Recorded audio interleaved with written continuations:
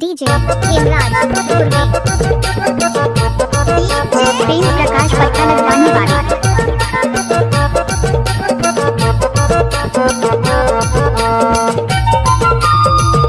चले आइए हमारे प्रेम प्रकाश पट्टा यूट्यूब पर लेकर आ रहे हैं नए नए गाने। दाई कहा आय लाडन बेटी भागन लागे, दादा कहा आय पांगरवाही झिनया ओ रे भैया कहा आय जिंदगानी लाने वाले ओ रे भैया कहा आय जिंदगानी लाने वाले।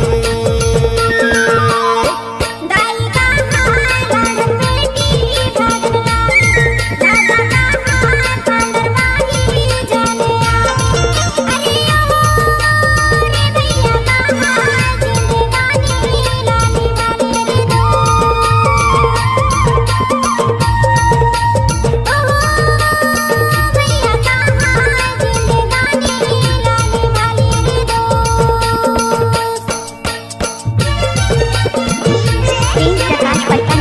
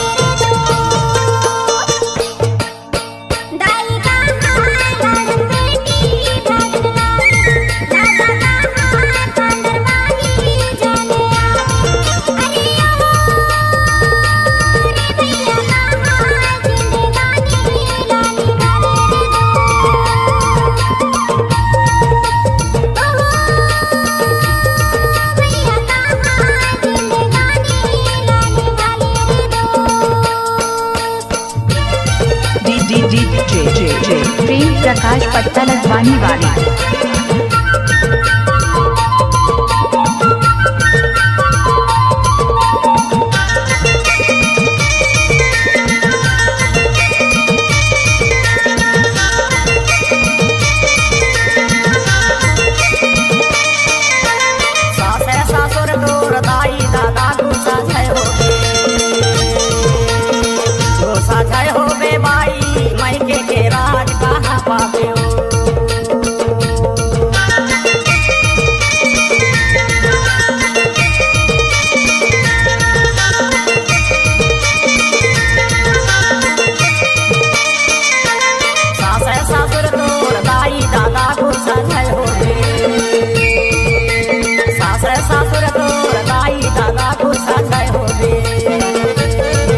साझा हो बे बाई माई के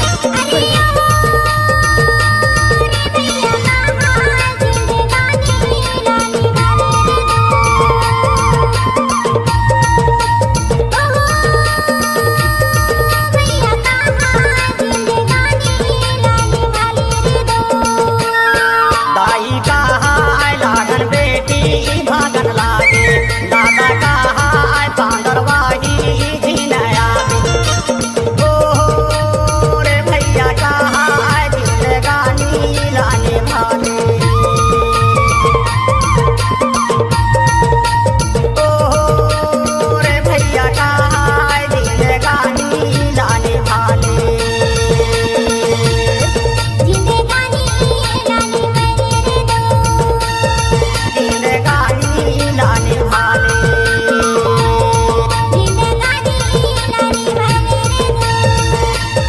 जिंदगानी लाने वाले